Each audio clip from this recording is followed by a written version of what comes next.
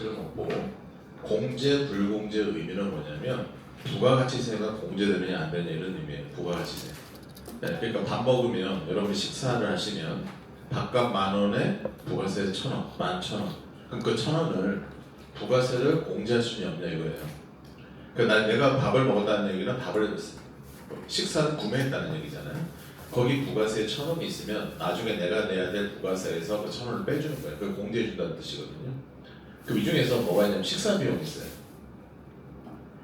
그 대표님만 물어보는 거죠. 지금 7월 25일 지나긴 했지만 대표님 저기 식사 어떻게 하십니까? 그러면 우리 회사 앞에서 식당에서 먹고 한 달치씩 카드로 결제한다.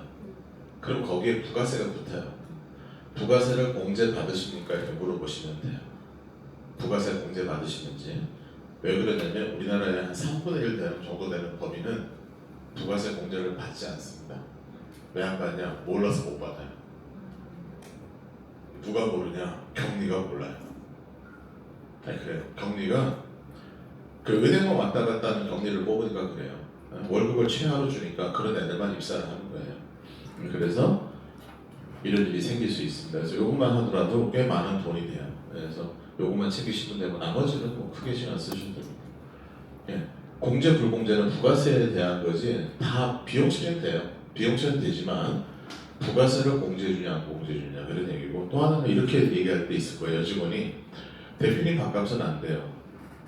대표 밥값은 안 돼요. 직원 밥값은 안 돼요. 근데 그 영수증 보면은 대표가 먹었는지 직원이 먹었는지 어떻게 알아요? 영수증 모르죠. 예, 그래서 다 할 수 있다. 밥값은 다 부가세를 공제받을 수 있다. 그것만 기억하시고 다른 모르셔도 되고, 직원들이 먹은 식대, 법인카드로 먹은 식대에 있는 부가세는 공제받을 수 있다. 근데 공제 안 받고 있는, 몰라서 못 받는 회사가 3분의 1은 된다.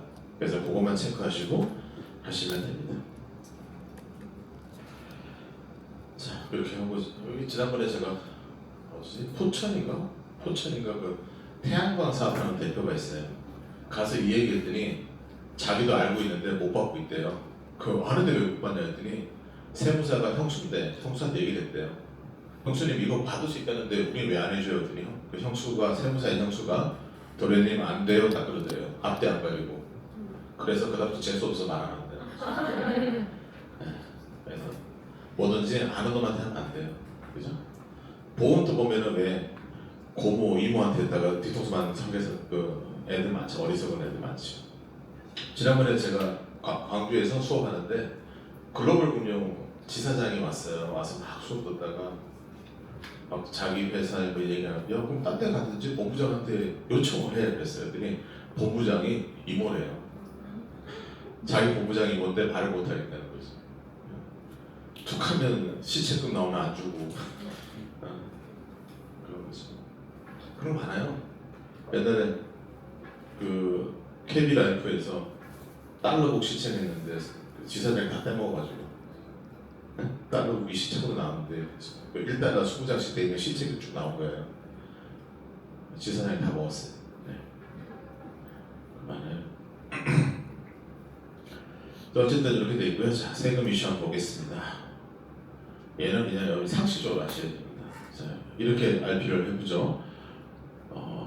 2월달쯤 됐는데 여러분 고객이 팀장님 우리 회사 이번에 대학 졸업하는데 저기 빌라 하나 증여하려고 하는데 증여세 얼마 나와? 이렇게 물어볼 수 있죠. 자, 빌라 공시지가 3억이다. 증여세 얼마 나오죠? 빌라의 공시지가 3억입니다. 대학 졸업하는 성인 아들한테 증여합니다. 증여세 얼마 나옵니까?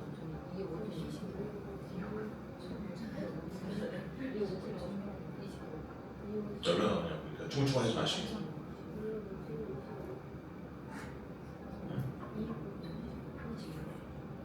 얼마 나와요? 네, 4천만 원 나오죠. 네, 4천만 원 나오죠. 5천만 원 공제하면 2억 5천에 20% 5천에 누진공제 1천만 원. 왜 4천만 원 나옵니다.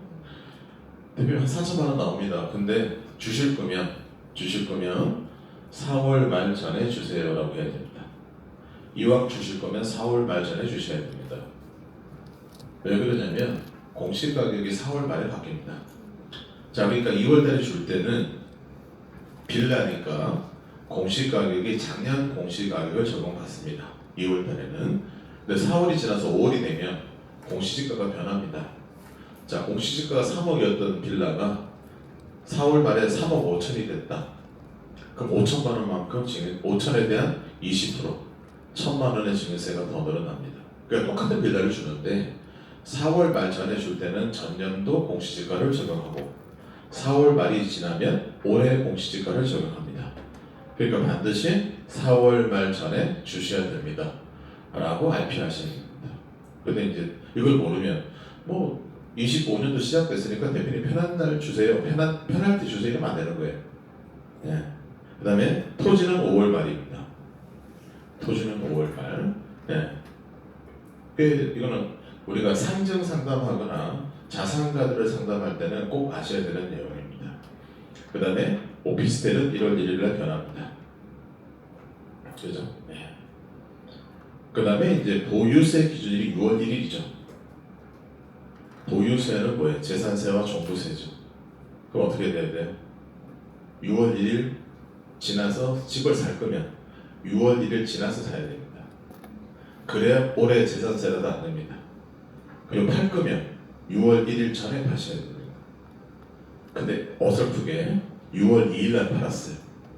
그럼 집을 팔았는데 7월 달에 재산세가 나옵니다. 집을 가지고 있어도 재산세가 아까운데 팔고 나서 나오면 더 아깝잖아요. 네, 그래서 6월 1일 소유자한테 가는 거다. 네, 상식적으로 아시기 바랍니다.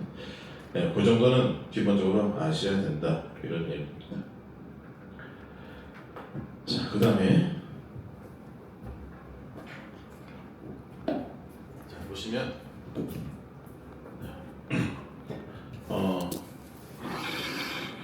공시지가 15억짜리 건물이 하나 있습니다. 건물이 하나 있고 여기에 임대보증금이 8억 이렇게 되어 있습니다. 네, 배우자가 자녀가 있어요. 그리고 보증 8억에 월세가 3천 이런 상가가 있어요. 근데 건물주가 죽었어요. 자, 공시지가 15억의 건물을 남겼는데 배우자와 자녀만 남았어요. 상속세가 있습니까 없습니까? 상속 있어 없어요?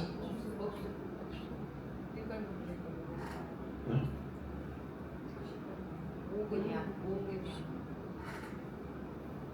그러니까 이거는 여러분들이 법인만 모르는 게 아니라 다 몰라요, 진짜. 있어 없어요? 그만 이거 일단 해보자고. 있다 없다? 있다. 왜 있어요? 10억 공제하고 5억에 대한 공시지가가 지금 15억이라고 네. 했잖아요. 일괄 기본요자 공제, 기본 공제하고 일괄 공제 나오고 나면 10억 빼고 나면 5억에 대한 빚이 있는데? 빚 8억이 부채잖아요. 그럼 다 빼면 없네. 있다고 빚이 있어요. 자, 보세요. 공시지가 15억이에요. 그러면 아까 여러분이 배우자 5억, 일괄공제 5억, 그다음에 부채 8억, 기본 18억 빼면 0이에요. 그러면 세금이 없다라고 생각하는 게 일반인입니다. 일반인. 일반인이에요. 여러분 일반인이 되면 안 돼요. 임대소득이 있을 때는 어떻게 하냐면 보증금 8억에 연소득을 0.12로 나눕니다. 이거는 뭐냐면 기준시가죠. 이거는 뭐라냐면 우리가 환산가액이라고 그래요. 둘 중에 비교해서 큰 걸로 합니다. 임대부동산은 공시지가하고 환산가액, 보증금 플러스 연소득 0.12. 자, 그럼 보증금 8억에 0.12에 3,000원에 연소득 3억 6천입니다. 그럼 여기가 38억 됩니다. 38억이 38억. 38억을 가지고 세금 계산하시게 되는 거예요. 어마어마한 차이죠. 그러니까 여러분들이 고객을 만나서 사장님 상증세 계산해 보셨어요? 그러면 이렇게 얘기한다고요. 우리 이번에 재산 낼 때 보니까 기준시가 15억이고 뭐 보증금 빼고 못 빼면 세금 무리 없다던데? 이게 건물주가 생각하는 90% 이상의 절대적인 건물주가 생각하는 거예요. 근데 사실은 이렇게 계산하는 거예요. 이렇게. 자, 그럼 38억입니다. 자, 배우자 공제, 일괄 공제, 부채 8억. 그럼 20억이죠? 20억이면 세금이 40%. 누진공제 1억 6천입니다. 그러면 6억 4천 내야 돼요. 이거 내야 돼요. 그 다음에 신고 안 했죠? 신고 불성실 20%. 그 다음에 납부 불성실 8.02%인데 연 8.02. 이게 가산세부터 나가요. 자, 세금이 없는 줄 알고 신고 안 했어요. 그랬더니 국세청에서 이렇게 나오래요. 자, 근데 상속세, 증여세 제청 기간은 몇 년입니까? 네? 막 얘기하지 마시고. 우리나라는 지역마다 세법이 다 달라요, 그죠? 자, 상증세는 신고 10년, 무신고 15년이에요. 그럼 여기다가 국세청에서 알고 있는데 냅뒀다가 10년 있다가 과세합니다. 10년 있다가 예를 들면 그럼 거의 100% 아니에요? 여기에 이게 또 100%가 붙어요. 그러면 거의 뭐 12억 8천 정도 나오죠. 여기서 20% 붙고 연 8%인데 10년이니까 80% 아니에요. 그 원금의 100%잖아요. 네. 그럼 6억 4천에다가 가산세만 또 6억 4천이 나오는 거예요. 6억 4천. 이게. 네. 여기 20%. 그죠? 그러면 세금 없는 줄 알고 있다가 10년 있다가 12억 8천 나오라고 납부서가 날라오면 이 노인네는 심장마비로 죽을 수도 있어요. 여러분이 다음 달에 환수가 12억이라 생각해요. 그래요. 죽을 수 있다니까. 그래서 여러분들이 이렇게, 자, 그럼 어떻게 되느냐. 자, 여러분이 생각하는 게 이거예요. 자, 배우자, 자녀 1대1 이거잖아요. 그럼 여기 38억이잖아요. 그러면 1.5 대 2.5 이게 배우자 공제예요. 배우자 공제. 배우자 공제는 내가 상속받은 거에 자기 지분을 곱하는 거예요. 그러면 22억 8천 나오거든요. 이걸 해줘야 돼요. 배우자 공제는. 근데 여기는 5억밖에 안 해줬잖아요. 왜 그러냐면 신고를 하면 이만큼 해줘요. 신고를 안 하면 추징당할 때는 5억밖에 안 해줘요. 신고를 안 했기 때문에. 그러니까 뭐냐면 세금이 있든 없든 간에 뭐예요. 나중에 어떻게 나올지 모르기 때문에 국세청 가서 신고를 해놔야 된다고. 신고해. 이렇게 해도 나는 세금 없다. 없다고 국세청 가서 신고를 해놓으면 나중에 추징되더라도 배우자 공제를 22억 8천을 받을 수 있어요. 그러면 사실 세금 얼마 안 내요. 추징당해도. 근데 세금이 없으니까 신고를 안 해요. 그러니까 나중에 세금이 이만큼 내는 거예요. 그럼 신고했다고 생각해봐요. 38억에 22억 8천에 5억에 8억을 대봐요. 얼마예요? 27, 35.8. 38 빼기 35.8이에요. 그럼 2.2잖아요. 이거에 대해서 뭐예요? 20%. 1000만. 그럼 3,400이잖아요. 신고했다고 추징당하면 이것만 내면 되는 거예요. 근데 신고 안 해가지고 지금 12억을 내게 생겼어요. 그래서 여러분들이 고객들이 물어볼 때, 우리 이번에 상속을 신고하는데 세금이 없다는데 해야 돼? 네, 하셔야 돼요. 만약에 우리 아버지가 숨겨놓은 게 있어서 나중에 걸렸다. 그럼 저렇게 추징당하는 거예요. 근데 만약에 내가 없다고 신고해놓으면 나중에 추징당할 때는 배우자 문제를 합법대로 다 받을 수가 있어요. 그럼 배우자 문제를 신고 안 해서 5억만 받을 거냐, 내가 신고해서 22억 8천을 받을 거냐는 완전히 다른 문제다. 네, 이렇게 말씀을 드리겠습니다. 그래서 모든 세금은 신고하셔야 됩니다. 신고하셔야 됩니다. 이렇게. 네, 무조건 신고하셔야 됩니다. 그래서 일단은 아셔야 될 건 여기 나오죠. 보증금에 1년간 임대료에 12% 나누는 거. 요거 하고 보충적 평가가로 따른 평가, 이건 기준시가. 그러니까 기준시가랑 환산가액 중에 둘 중에 큰 걸로 한다. 이렇게 보시면 되고요. 네, 이거는 뭐 사례를 해놓은 거니까 요거 보시면 됩니다. 네, 보시기 바랍니다. 그 다음에 이건 오타예요. 잘못했어요. 고쳐야 되는데 못 고쳤어요. 나중에 이거 따로 올려드릴게요. 자, 요거 보시면 어리석은 대표와 현명한 대표. 어리석은 대표는 요것만 받는 거예요. 그래서 이렇게 나오죠. 얘는 그러니까 얘가 얘한테 그랬겠죠. 야, 너 바보냐? 왜 이렇게 내냐 이거죠. 근데 나중에 월급을 적게 받는 돈이 없어서 배우자가 야 생활비 유학자금 때문에 좀 월급 올려라. 3억 올렸어요. 그러면 얘는 5년 동안 5억, 얘도 5년 동안 5억이에요. 근데 받은 세금이 다르죠. 그러니까 뭐냐면 적절한 금액으로 꾸준히 받는 것이 최고의 절세다. 그래서 이거는 굉장히 바보 같은 거죠. 근데 이런 대표는 굉장히 많습니다. 당장에 내가 돈 쓸 일 없다. 그러면 급여를 적게 받아요. 그러다 돈 나갈 일 있으면 급여를 확 올립니다. 그럼 결국은 그냥 평균적으로 내는 것보다 더 많은 세금을 내게 돼 있다 이런 얘기예요. 네, 그렇게 설명을 해주시면 되겠습니다. 요거는 좀 꼭 기억하시고 다른 거 몰라도 신고는 하자 그 얘기를 하시기 바랍니다. 꼭 하셔야 됩니다. 그다음에 이제 법인 얘기가 이제 시작되는데 뭐 이런 거 위주로 할 거예요. 네, 이런 거 위주로 할 건데 이 중에서 제가 안 하는 거는 이건 안 해요. 뭐 대출하거나 이런 건 안 합니다. 다시 얘기하면 대출은 불법입니다. 설계사가 대출을 알선하고 돈 받는 건 불법이에요. 그거는 대표가 설계사를 경찰에 고소하면 구속될 수 있습니다. 실제 구속되는 애들 많아요. 그러니까 조심하셔야 됩니다. 대출하면 돈은 편하게 벌죠. 편하게 벌 수 있어요. 근데 이제 리스크가 너무 심하죠. 여러분 공단 가다 보면 정책자금 프랜카드 붙어 있잖아요. 다 그거 불법 아니에요. 다 불법. 신분화 기본은 길거리에 프랜카드를 달지 않습니다. 네, 프랜카드 달아놓은 거는 다 불법이에요. 그러니까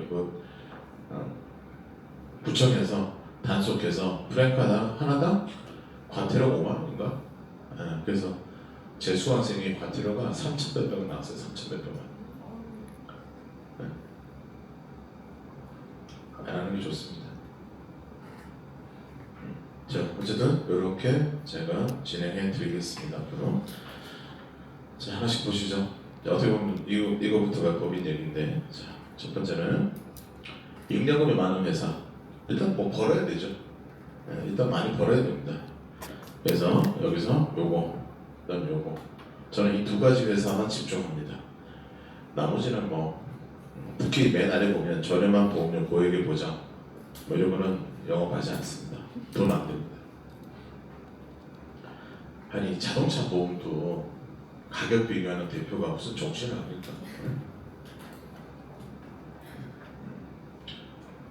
자, 자동차 보험도 어렵던데요. 저는 맨날 옆에서 차동 시내가 얘기해도 하나도 모르겠던데. 그냥 법인만 하는 게 제일 좋은 것 같긴 해요. 자, 잉여금 많은 회사, 당기순이익 증가되는 회사, 그 다음에 두 번째 가시면 종업원이 한 30명. 요거는 뭐냐면 가족법인을 얘기하는 겁니다. 가족이 주주여야 됩니다. 가족이 주주 구성원이 단순하고 의사 복잡하지 않다는 얘기는 뭐 1인 주주거나 가족이 주주면 대표만 결정하면 돼요. 근데 법인 갔는데 주주하고 이사가 막 친구들끼리 엮여 있거나 뭐 동업이거나 이러면 여러분이 계약하기 쉽지 않습니다. 왜냐하면 사람마다 자기가 친한 설계사가 있거든요. 나는 김동인한테 하고 싶은데 쟤는 지가 친한테 하고 싶고 그러면 이제 판이 깨지는 겁니다. 그 다음에 출입이 까다롭지 않아야 된다. 그래서 아파트형 공장 이런 건 정하지 않습니다. 흔히 말하는 빌딩 탁 이런 거 안 해요. 그냥 법인은 항상 문이 열려 있어야 됩니다. 그런 데 가시는 거예요. 그래서 제가 화성을 가는 이유는 항상 문이 열려 있어요. 들어가면 돼요. 그리고 저는 개척할 때 토요일도 해요. 토요일도 한다. 왜 그러냐면 토요일날 법인 가잖아요. 토요일날은 주 5일 근무니까 내려지가 다 쉰다고요. 근데 공장은 돌아가요. 그래서 사무동을 들어가면 혼자 앉아있는 인간이 있어요. 그게 대표예요. 그러면 그때는 자기가 대표 아니란 말도 못합니다. 평소에 직원 많을 때는 저희 지금 대표님 안 계세요 그랬단 말이에요. 근데 토요일 가서 남자 혼자 있으면 대표예요. 그때 가시면요 대표가 바쁘다는 얘기도 안 합니다. 계속 얘기합니다. 심심하거든 지금. 그래서 그렇게 가셔야 되고요. 그 다음에 앞면에 있는 핵심 인력이 있으면 가셔야 됩니다. 그래서 제가 이제 그 저희 수강생들이 이제 서울에 경기도에 많은데 법인 개척할 때 자손자산 비교표를 들고 가라 그래요. 자손자산 비교표. 자손자산 다 아시죠 뭔지? 네. 그 있는데 우리는 자산이 좋은 건 아는데 아직까지 우리나라 자동차 보험 가입자 중에 자손으로 가입되어 있는 사람이 한 40% 돼요. 그래서 자손자산 비교표 들고 와서 공단에 가시면 그 회사 내에 주차된 거는 뭐 대표나 임원 차고 직원들 차는 다 밖에 다 있어요. 밖에 도로에 깨구리 주차돼 있다고. 그럼 거기다 다 올려놔요. 자손자산 비교표 한 200장 올려요. 그럼 200장 중에 12분의 1, 18명은 이번 달 갱신이란 말이죠. 자동차가 확률상 그렇잖아요. 그럼 전화 왔어요. 자손자산 비교표가 있는데 이게 뭡니까? 그 설명하시면 다 자산으로 바꿉니다. 그러면 이제 그 법인에 내가 아는 근로자가 하나 생긴 거잖아요. 그럼 그 다음부터 드나들면 되죠. 여러분이 어떤 법인을 못 가는 이유가 뭐예요? 그 법인 안에 아는 사람이 아무도 없어 못 가는 거예요. 네. 그러면 그거 가지고 개척을 하는 거예요. 제가 개척한 거 알려드리면 두 가지만 알려드리면 법인 가서 대표님 계십니까? 그럼 뭐라 그래요? 네? 없다 그러잖아요. 근데 내가 그 대표 얼굴을 알고 가면 어떨까요? 저는 어떻게 하냐면 공단을 가면 차를 주차해놓고 그 공단 전체를 이렇게 걸어야 한 30분 걷거든요. 그러면 이제 공장을 들어가요. 들어가면 그 공단 마당에 있는 차 중에 제일 좋은 차가 대표차가 있죠. 그래서 걸어가서 이렇게 차 앞에 핸들 앞에 이렇게 보면 뭐가 있어요? 전화번호 있죠. 전화번호 외워서 나옵니다. 아직 우리가 8자리 정도 외울 수 있는 법이잖아요. 아닌가? 못 외워요? 사진 찍으면 안 돼요. 튀어나와요. 내가 가서 보면 8자리 외워서 나와요. 나오면서 핸드폰에 저장을 해요. 저장을 하고 법인명이잖아요. 저장하고 또 다음 장은 저장. 한 30개를 적고 나서 한 5분 있다가 카톡에서 친구 추가를 딱 누르잖아요. 그 30명이 카톡에 새로운 친구로 쭉 뜹니다. 네? 그러면 그 법인 누르면 대표 얼굴이 나오잖아요. 여러분들은 그 프로필에 이상한 사진 올리지만 대표들은 다 자기 거 올려요. 여러분들은 내가 보면 못 알아본 사람도 있어요. 아까 내가 처음 왔을 때 못 알아본 사람도 있었어. 네, 내가 인스타에서 보던 얼굴랑 다른 얼굴도 있었는데 어쨌든 근데 법인은 그거잖아요. 그럼 저는 들어가요. 그 대표가 눈에 보이잖아요. 안녕하세요. 대표님 잘 지내셨죠? 하면서 들어가요. 저는 절대로 대표님 계시는 해본 적이 없어요. 그럼 그 대표가 어떤 생각이 들겠어요? 저 새끼 누구지? 분명히 봤으니까 아는 척 할 거 아니에요. 그러면 저는 대표님 방에 들어가요. 들어가서 그냥 벤치에 앉고 소파에 앉아요. 대표님 저 오랜만에 왔는데 커피 좀 주세요. 그러고 앉아요. 그럼 결국 당황해서 앉아요. 그리고 몇 달 전에 왔다 갔는데 왜 기억을 못 하시냐 서운하다부터 애를 갈구기 시작해요. 네. 그러면서 얘기를 시작하는 거예요. 저는 개척을 그렇게 해야지 가서 대표님 계시니까 이렇게 얘기할 필요 없어요. 제가 개척하면 맨땅 헤딩한 줄 아는데 저도 미친놈은 아니거든요. 그래서 다 저는 보고 가는 거예요. 그 대신에 그 법인의 상황도 크레탑을 통해서 대충을 알고 들어가죠. 어떤 회사구나. 그래서 이제 노멀하게 대화하다가 이제 본론으로 들어가죠. 네, 그렇게 해서 개척을 하는 거예요. 그래서 제가 개척을 했는데 제가 하나 보여드리면